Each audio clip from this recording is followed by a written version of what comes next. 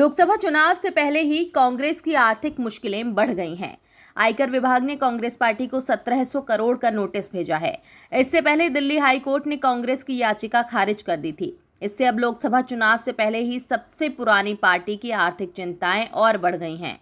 Income tax department की नई मांग 2017-18 से 2020-21 के लिए है। इसमें जुर्माना और ब्याज दोनों शामिल हैं। ये रकम और बढ़ने की संभावना है।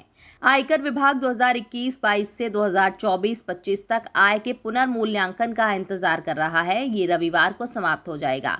कांग्रेस के वकील विवेक तन्खा ने कहा कि पार्टी कानूनी चुनौती पेश करेगी। उन्होंने आयकर विभाग की कार्रवाई को अलोकतांत्रिक और अनुचित बताया।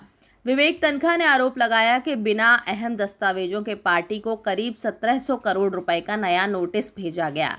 उन्होंने ये भी कहा कि देश की मुख्य विपक्षी पार्टी आर्थिक तंगी झेल रही है और वो भी लोकसभा चुनाव से पहले। दिल्ली हाई कोर्ट ने गुरुवार को कांग्रेस की याचिका खारिज कर दी। इस याचिका में कर अफसरों ने 4 साल की अवधि के लिए पुनर्मूल्यांकन कार्रवाई शुरू की थी। न्यायमूर्ति यशवंत वर्मा और न्यायमूर्ति पुरुषेंद्र कुमार कौरव की पीठ ने कहा कि याचिकाएं उसके पहले के फैसले के अनुरूप खारिज कर दी गईं और 1 और वर्ष के लिए पुनर्मूल्यांकन शुरू करने में हस्तक्षेप करने से इनकार कर दिया गया।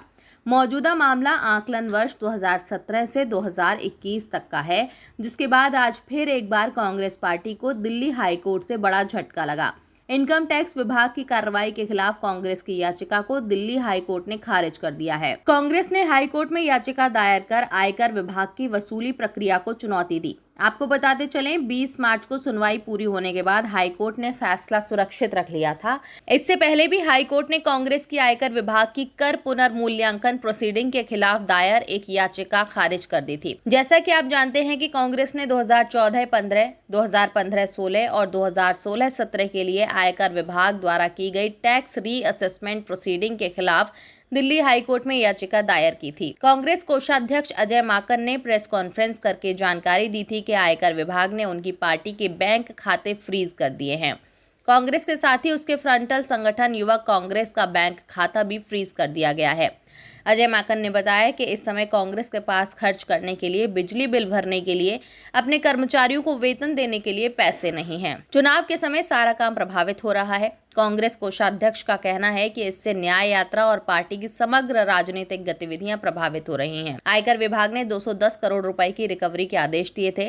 कांग्रेस को यह धनराशि बतौर जुर्माना इनकम टैक्स विभाग को देनी होगी।